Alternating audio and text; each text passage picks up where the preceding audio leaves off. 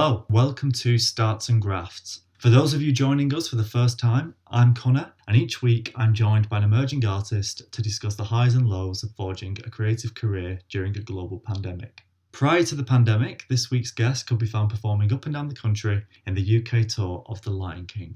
She started her time at university studying a human resources degree before the desire to pursue her dream led her to the Royal Academy of Music. You may even recognise her as the unexpected guest star of Michael McIntyre's Big Show from Christmas Day 2018.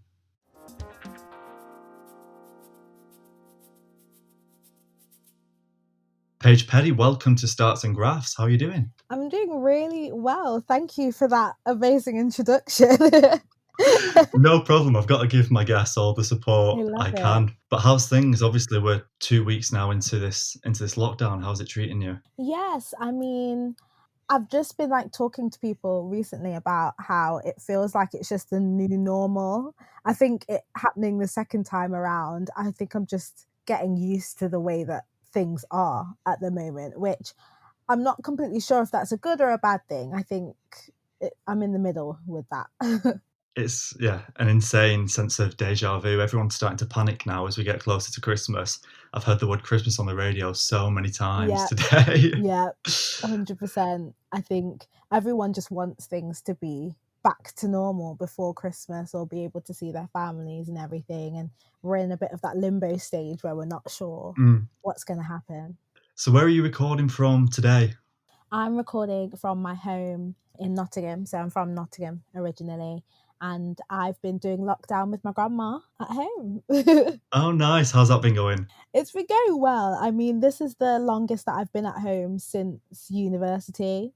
I've not been back for this long since then. So it's been interesting, me and grandma finding our patterns together again. You've got to get back into the groove again and see how it works, because you almost forget how that dynamic is until you go back home. And like we were saying, you were on tour with The Lion King for quite a long period of time. Yes.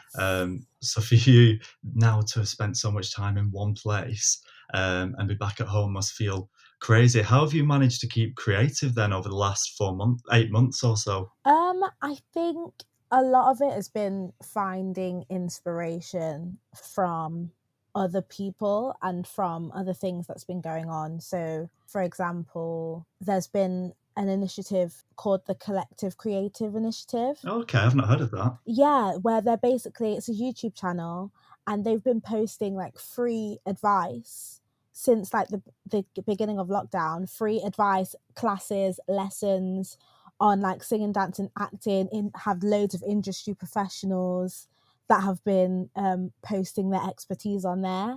And it's been incredible. You can do dance lessons, hip hop, ballet, jazz, all sorts for free. And it's honestly been life-saving, been so good. That's insane. And are they regular classes that just keep getting uploaded every so often? Yeah, they were doing it every day, about 3 or 4 sessions every day from March. They're in their last month at the moment. So check that out if you want to check that out. But it's been really good. All different well-being, everything on there for theatre creatives.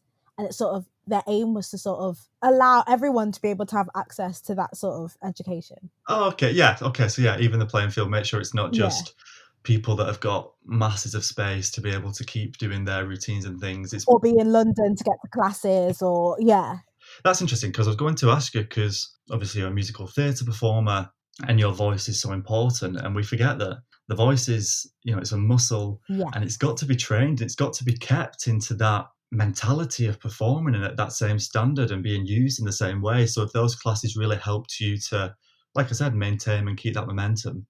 Yes, 100%. Those classes.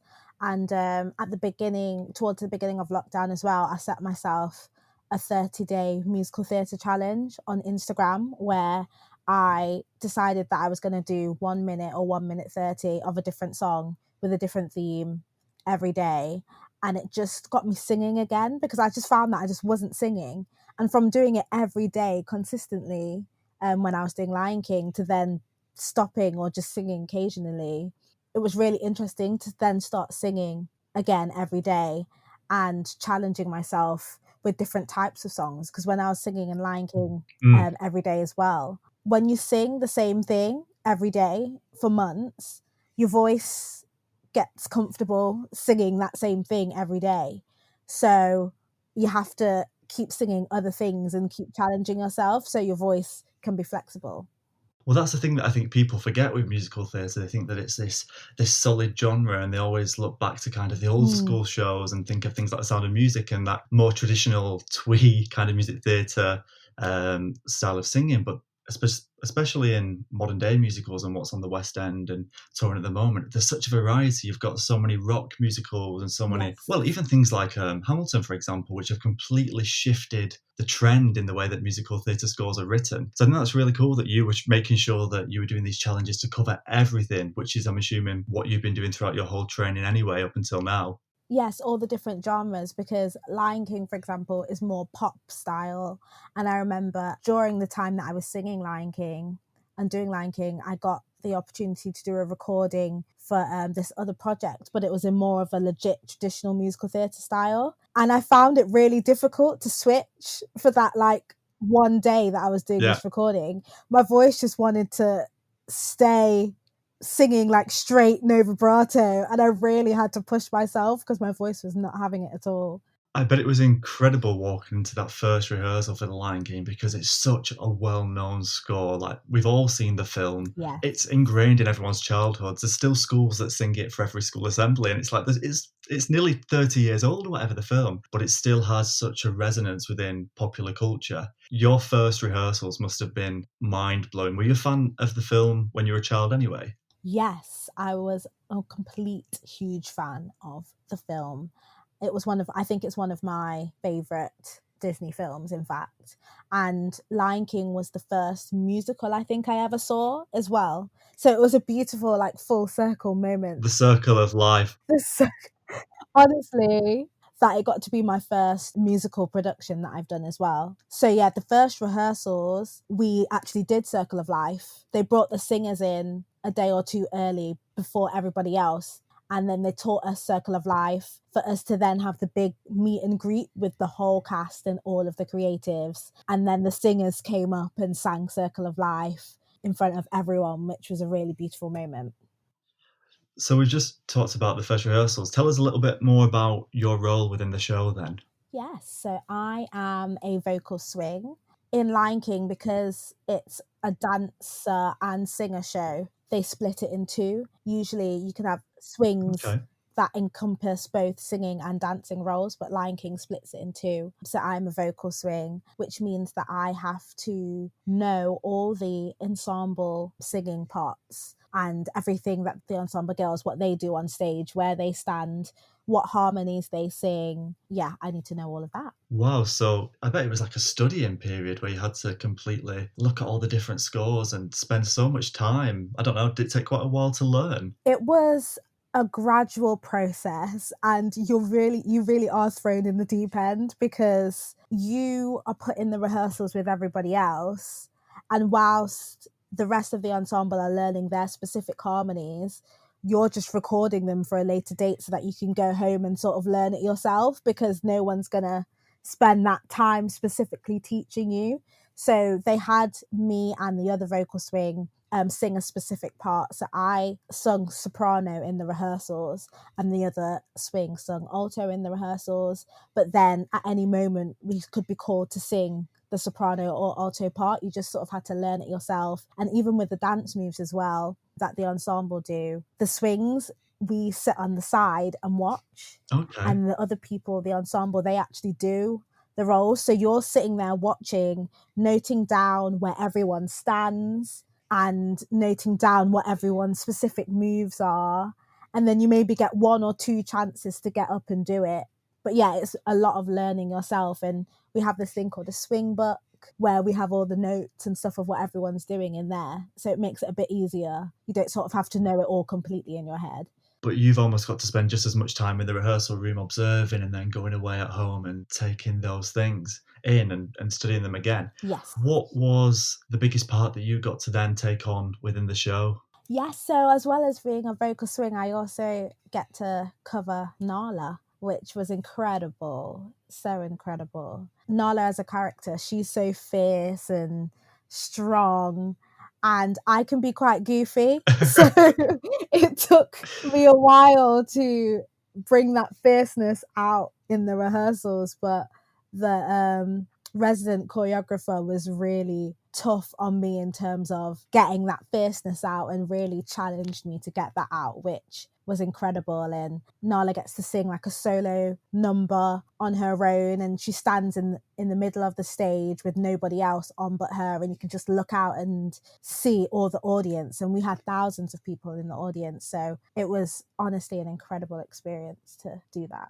Do you receive much notice before going on to do that role, or is it very much a couple of days before, or on the day you find out today's the day that you're going on as Nala? On the day, sometimes like an hour before. How do you prepare for that? How does anyone prepare for that? It's hard to describe because you're sort of, and being a swing as well, when you're a swing, we find out if we're in the show an hour before. So having Nala and being a swing, either way, I'm always just finding out. So you sort of just have to always be prepared. So I was never a gym goer before before starting The Lion King. I hated the gym. Right. But it's like sometimes you just have to get up and go because you have to be prepared in your body to be able to do physical work. Because there'll be days where you're doing the physical challenge of doing Nala, and other days when you're just sitting in the dressing room doing nothing. But you just have to be prepared for either or. And one time I was called to do Nala in the middle of the show because the Nala had an accident during the show. So you just always have to be prepared.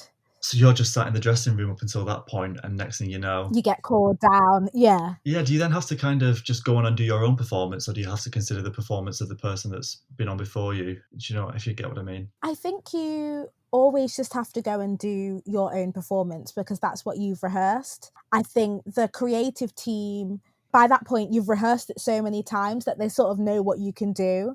And you always want to rehearse to a point where you can just get up at any moment and do it. So because of the stress of everything else that's going on, running downstairs, changing your clothes, getting your makeup done, the only thing that you can really do is do what you've rehearsed, because you don't want the added pressure of trying to do something new. You just want to go out and thinking about all that. You just go out, do what you've rehearsed, and take that pressure. It's a good sort of pressure. It's a nice nerves that you feel when you go out on stage. So do you always have family and friends on standby? Do you have like a call book of people that you go straight to when the moment comes that you're going to be on that day? Or are the shows just sold out anyway? The shows were very much sold out. And because I was on tour, it's quite difficult. And when I found out an hour before, it's quite difficult to get family members to come. So when we had our first performances, so we get our first days where we got to be Nala, we got told in advance. And so my family were able to come down to Bristol, which is the first location. So they got to see me on my first day as Nala, which was amazing that they got to see that. Other than that, if I had friends, so I had a few friends in Edinburgh, if I told them like an hour before and they could make it, great. If not, you still go out and do your thing. Which is really nice because I think it's your first professional role, is that correct? Yes. Yeah. So, to have those people there to be able to see it and support you must be so nice. We talked about it being a tour. How long had you been touring for before COVID came along? So we started rehearsals in Bristol in July, and we were in Bristol from July until November. And then... Is that rehearsing or performing as well? Rehearsing and performing. Because Lion King is such a big show with lots of props and staging, like we have the big rock, it's not a tour where you move around weekly. Whereas some tours, they move from week to week. We stayed in places for months. So we next moved to Edinburgh, and we're going to be in Edinburgh till about March. Then we were going to go to Bradford, and then Cardiff was going to be the final sort of stop for that year. So I've seen that the show has been postponed, I think, in a lot of cases. I think I checked on the website earlier and it's been postponed back to 2022 in some cases. So a lot of the dates, they had to move them around, obviously, because COVID had to stop everything from going ahead. And I suppose other venues, had shows booked in, in 2022 and later in 2021. So what happens for you then? Are you still a part of that show moving forward when it does take place, in a couple of years' time or later next year? because it was my first show, I was sort of quite interested in building up my repertoire and trying to do as many shows that I can do whilst I'm still quite young. I want to be getting as much exposure and experience as I can do. So shows, big shows like The Lion King, they always do year contracts. So I was initially contracted to do a year. Right. But then obviously with coronavirus happening, they're sort of shifting things and in talks about shifting things and people staying and all that sorts of stuff. So things are still in conversation at the moment in terms of what's happening, but I think they want to keep as many people as they can that were doing it before, so that the transition to when we do get back is smoother. Because so many of you, like you said, it's such a big team, it's such a big production. Yes. I spent so much time rehearsing for it and trying to put it together, and people forget that there's a huge financial cost behind a rehearsal period. Yes, and that's the thing. To get another casting completely would then cost even more for them, and we know that the arts right now are struggling so much financially. It's really fascinating. That's the thing with, like, because when shows are bigger and have bigger, like we have a cast of maybe 30, 40 people. So even if the audience can be social distanced, on tours it's almost impossible for the cast and crew to be social distanced backstage because we're already sort of on top of each other as it is, you know. So, and like you said, you mentioned the crew there. When you do a tour, the crew is so much bigger. And I was speaking to a cast member of Les Mis as part of the podcast, and she was on the tour, and she said they had like 14 trucks, you know, carrying the set around venue to venue, and it was probably very much the same on The Lion King. So the crew element of it is huge as well, and there's so many people involved. I've not spoken on the podcast too much about the financial impact that COVID's had on creatives and actors like yourself, but I was just interested, have you been classed as furloughed for this period, furloughed from The Lion King, or? No, so I am classed as self-employed. Okay. And because this is my first professional job, so a lot of the access and like furlough wise, I've not had a tax year yet. Right. So for me, I've not been able to apply for like a lot of these things. So for you, there was just no question in obviously going back home to an environment where you'll obviously be welcomed and it's fine for you to set up base back there for as long as it takes. But for so many people, that must be so difficult. Honestly, like I've had conversations with quite a few people and it's really difficult, the fact that they've not worked or we've not worked since March. And for like big shows, a lot of them are saying they're not coming back till next year. So it might potentially be like a whole year of not working or not doing their livelihood, which is unimaginable. It's so challenging, but I have noticed that you've remained positive throughout the whole of lockdown and you've remained supportive as ever. You've set up a platform, really, haven't you, over lockdown for music theatre performers to showcase themselves. Do you want to tell us a little bit more about that? Because I'm fascinated by it. I think it's great. Yeah, so me and one of my friends that I met from The Lion King called Matthew, we've set up a page called MT Hidden Gems, which is basically a platform to showcase those lesser known musical theatre performers out there that just want a place to show their videos. I think interesting, even though people are performers, a lot of people that we talk to are still quite shy as well. And I think it's nice for them to have a place where they can post their videos if they don't want to post it on their own page, or just feel like they have that backing and support. We always try and give them a nice affirmation when we put their video on there, just to feel like, yeah, like keep going, keep doing what you're doing. You are viable, you are valued, and have fun. If you want to do a singing video, do a singing video, you know? That's great. And I think it's making sure, I think community is a really important thing right now. And the arts, whether it's, you know, the music community or theatre or whatever it is, each one has shown not only a huge collective sense of community, but a community within itself. Yes. So when, for example, there was the events march up and down the country for freelancers that work on gigs and crew that work on shows, and there's just been a real nice sense of let's still try and include everybody in something. Everyone, yes. And it's quite clear what you've tried to do from what you've just said to me is create something that's completely inclusive. That's the whole thing. We want inclusivity, and that's why we've opened it up where it's like, if you want to send a video, send us your video, we'll post it. Like there's no sort of real huge criteria apart from the fact that we want it to be like MT professionals. That's our target audience of people, really. So how can any MT professionals that are listening, or any MT fans that want to check out some new performers, find you guys? Yes, you can find us on Instagram at MT Hidden Gems. And we've got instructions on there on how you can send your video. We've got instructions on who we are, and you can see a few of the other amazing artists and videos that we have on there already.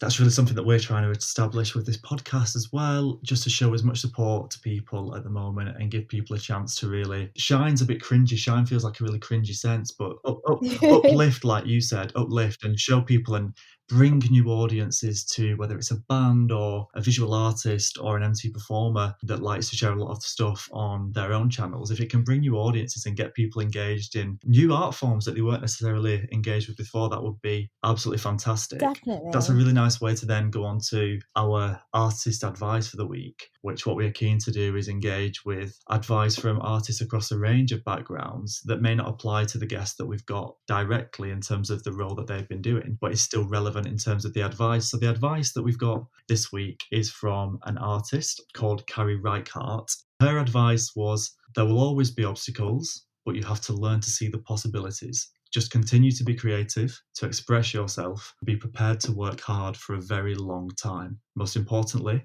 your work should be something you love, then it's no longer work. Mm-hmm. COVID's been a huge obstacle for so many, Paige, and we've just talked about that. But do you think you've discovered anything new from it, or has there been a particular positive that you'll take away from this experience? I think I've become a lot more self-aware. I've spent a lot of time with myself. Something that I used to love doing was journaling, Okay. but life became so busy that I sort of stepped away from that and wasn't taking that much time to think about life and think about everything that I've done so far. And so it's sort of given me that space to really reflect on everything that I've done and everything that I have achieved, because I think life tries to keep you wanting more and more and try to hit this next goal and try and do this and try and do that, that we don't always stop and think about everything that we've done. And how there was a time that I dreamed of being able to perform on a stage, and dreamed of doing something like The Lion King, and I've actually done it, and it's actually given me time to think about what I've achieved. I've done something. It's incredible. I have a home that I can live in and that I can go to. I have a supportive family and friends around me, and it's really just allowed me to check in with myself and check in with my surroundings. Like you said, when we're in the moment, it's really difficult to reflect upon our journey so far. Yeah. And we're always kind of trying to strive towards the next thing, which I think is really important. And I think during lockdown as well, people have taken things at different paces, which is really good. And that's really important that people go at their own pace, because there's still this, especially in careers, I think, where people aren't necessarily doing creative roles, there's still this desire to keep going and keep going. But I think for a lot of creatives, it's been really nice to just take that time and go, look what I've achieved so far. Yeah. And that's actually a really important part of this podcast, is looking at people's journeys so far and acknowledging that they're not always quite clear cut. Yes. Let's talk about your journey so far. What are your first memories of singing? My first memories of singing, I'd say one would be in church. So I grew up in a gospel church. So it would be like singing in a children's choir in my little church dress and shoes, and singing with them. And church is where I sort of had one of my first solos that I sang on my own, as well as the school play. I was the angel. I got to be the angel in the school play, and I had a solo in that. And I remember my primary teacher was like, "Oh, you made me cry." And just like little stuff like that. I think even like I used to dance with my friends on the school playground. We used to make up dances to different songs and sing, and we didn't care who was watching. We'd just be having fun. Memories like that really make me smile. So do you think church laid the foundations for you being able to express yourself through singing then? Yes, definitely. It helped me find my voice, that confidence, because my church were always really supportive. of the children. It didn't matter what you wanted to do. If you wanted to dance, if you wanted to wave a flag, like you could sort of do whatever and they'd support you. It sounds like there was always a chance to perform, and I think it's a real shame at the moment that there's so many schools and so many churches where children just aren't getting those early opportunities to be, Yeah. whether it's dancing in the yard with each other, doing silly handstands and things like that, or singing in front of not even just audiences, actually getting to sing with other people. It's just not available at the moment, and it's such a shame because for so many of our guests, they're the first memories that they look to when looking back at their journeys so far. What opportunities outside of church and school were available to you when you were growing up in Nottingham? Was there any local theatre groups or any choirs or anything like that that you engaged with as a child? Or My introduction to acting, straight acting, was through Nottingham Playhouse. So they had a youth theatre programme that happened during the half terms. So I first heard about it when it came to my school. That was where one of the bases were for the programme. And it just brought kids from all over Nottingham, and we'd have a theme for the week, whether it be Shakespeare or a different sort of play. And we'd get to perform in small groups, and then we'd come together for a big sharing and see what everybody else had done. And that was incredible. They also gave me the opportunity. They had a youth theatre show that they put on the Nottingham Playhouse main stage. okay, which is a big venue. A huge stage. I got the opportunity to get cast in one of those shows, and that was my first opportunity on a main stage, doing a play with Nottingham Playhouse. Incredible. What was the play, Paige? It was Enron. Oh, okay, yeah, Lucy Prebble. Yes, Lucy Prebble.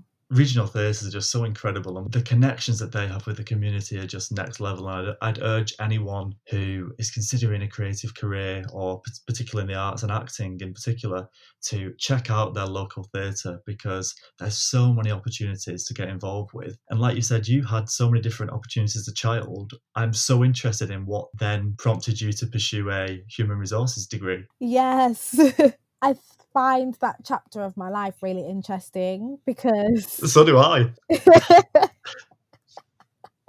I think I'd always been interested in theatre, and I was interested in singing through church, but I didn't really think about meshing the two together. And so when I was at school and I was at sixth form, I didn't really know what I wanted to do. And my sixth form was very much a case of, you need to apply for universities, you need to get your personal statement in, you need to do this. And I was like, well, I don't really know what I want to do. So I took, have you heard of the Myer-Briggs Personality test? I think so, but just tell us a little bit more about that. It's a personality test, basically, where there's 16 categories.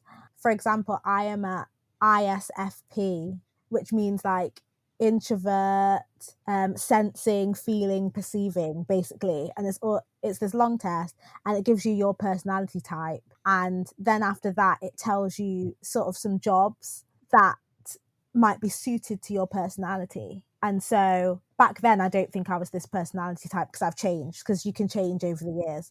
But back then, when I took the test, one of the things that it said was human resources. And I was like, oh, I like humans. I like humans. This sounds great. This is the career for me. I need to do a personal statement by next week. Like, let's just go for this. I thought those tests were just a thing of American teenage sitcoms. I didn't know they actually existed until after the whole, let me get this right, rethink, retrain, reskill conversations that went round during lockdown. There was another test that emerged, wasn't there? Yes. To think about what your next potential career could be if you were to do those 3 steps. Did you take that test at all during lockdown? I actually didn't, because I kept seeing loads of people getting ridiculous. I know people that got artists or actors as their response. Oh, that's good. And I was like, this is quite ironic. I saw people like firefighters, like lots of other like different random jobs was what I kept on seeing. I just did it out of interest, and I got leisure centre manager, because all those leisure centres that are currently open. Yes. So then, how did you come to a decision, if you don't mind talking about it, to step away from human resources and rethink about what you're going to study at uni? During my first year of university, I wasn't happy. Well, the first term, because I sort of knew something wasn't right. And I know courses are supposed to challenge you, but it was extra difficult. It was like pulling teeth for me, Right. whereas I found other people, Mm. it was more natural to them. And I remember in my first term, I watched the Musical Theatre Society do their production. This was at University of Leeds. They did a performance of Into the Woods, and I went with my friend, and I was like, this is amazing, like I'd love to do that. But obviously, if you don't come to university knowing what society you want to be in straight away, you sort of miss the first term completely. So I said, oh, next term I'm going to try and audition for something. Mm. And then towards the end of the term, I got into one of the musical theatre shows, which was Bad Girls the Musical. And I just loved it. And my time at University of Leeds just became so much better because I had something that I felt was more natural to me. But then I didn't know what I wanted to do moving forward in terms of in the summer, if I wanted to stay with that course or if I wanted to leave. So I just decided that I was going to leave because I had a job elsewhere working at a youth retreat centre that my friend had worked at the year before. And before I went to university, that was something that I was interested in. But my parents were sort of saying, do your gap year after university, don't do it before.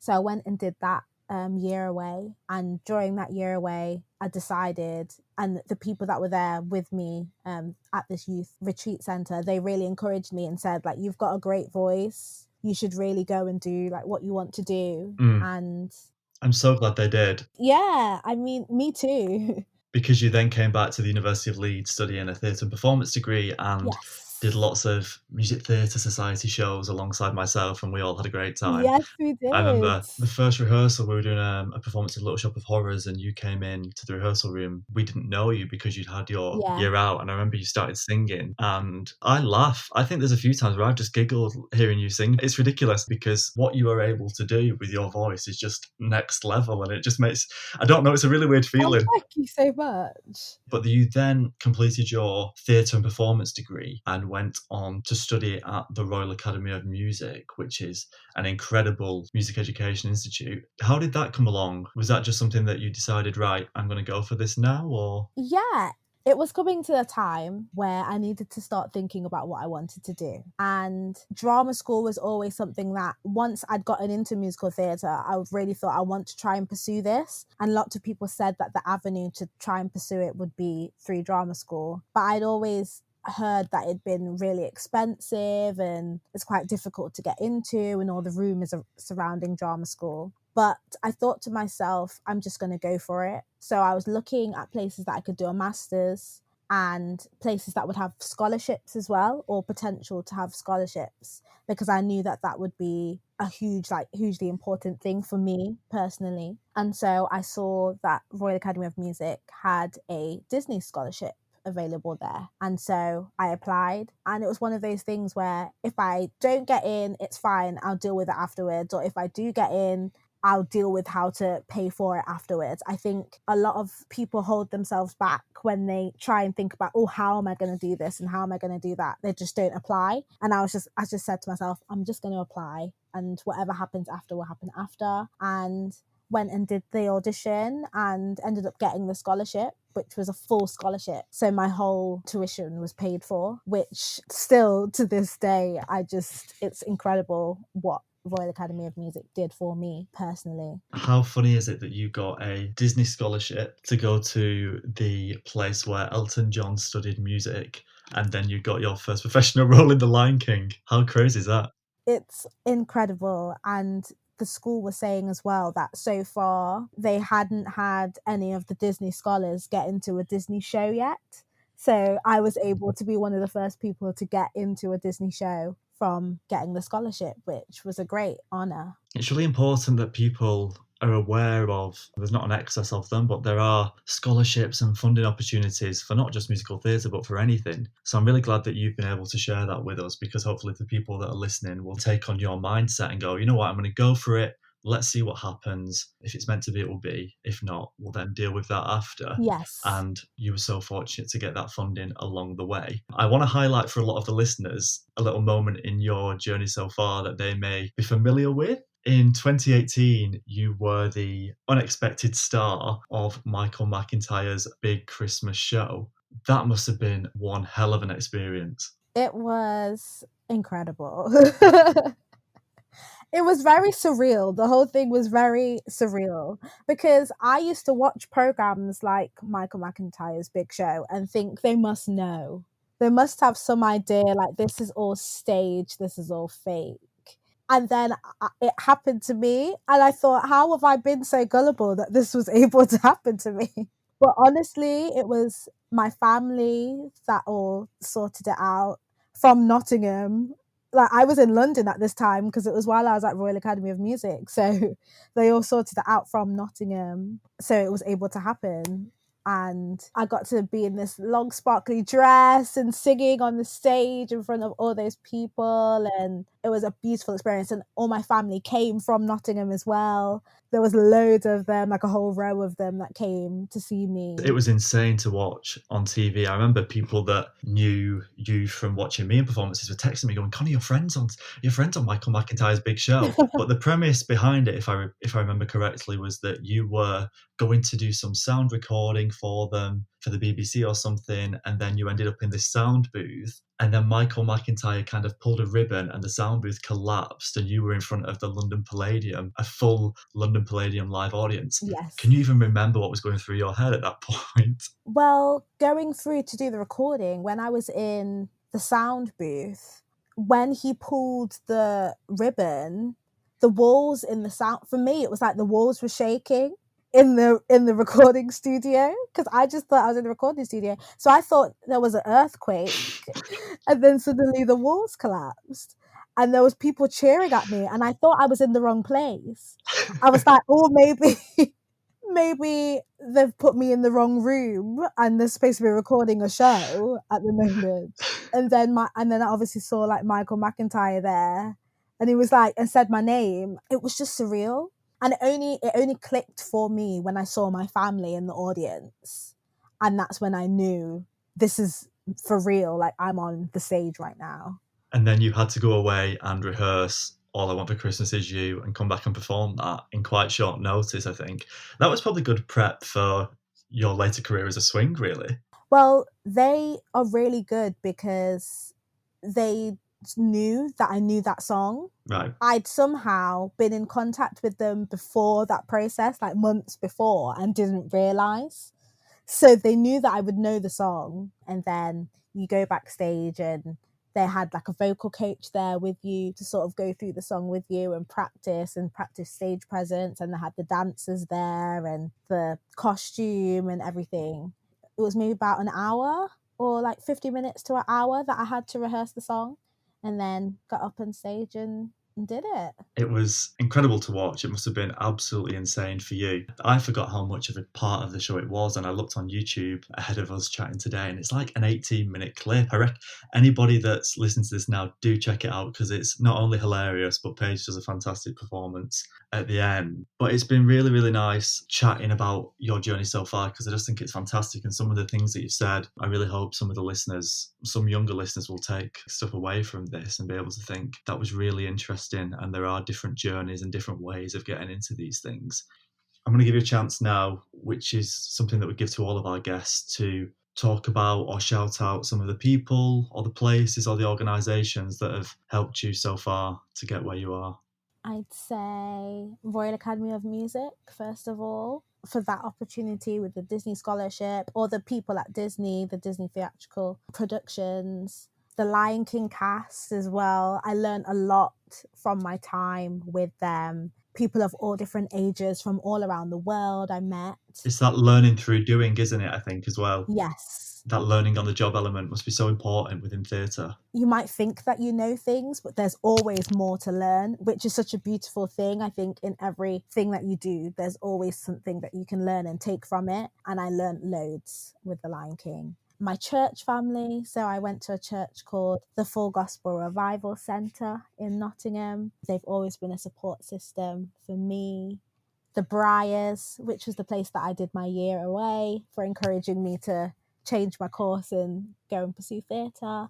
And lastly, I'd also say University of Leeds and the Musical Theatre Society and Stage Musical Society, because they made me realise that I love to do musicals. And we've all come away from that experience in particular with such good friendship networks. Yes. Some people like yourself have gone off into creative careers and to become performers, and people have gone into completely different walks of life. But those times at university have kept us together moving forward. It's really strange, isn't it? And we can always call on each other whenever it is to support each other, like we've done now, really, because we've not spoken for quite some time, and it's so nice that we can just check in and catch up. But thank you so much for agreeing to come on the podcast. It's been so nice chatting. You brought such a nice energy to it and a really fantastic story that's covered so many different things. So thank you, Paige. Thank you so much. Thank you so much for having me. It's been great. And as I said, great to just catch up and talk. It's been lovely. I can't wait for people to listen to it. Thank you. Thank you so much.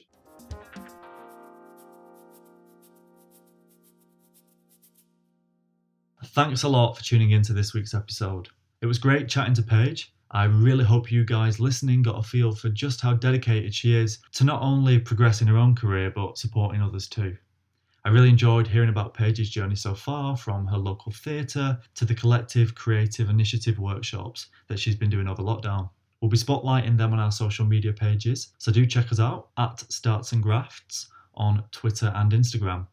I look forward to seeing you all again next week, but until then, take care.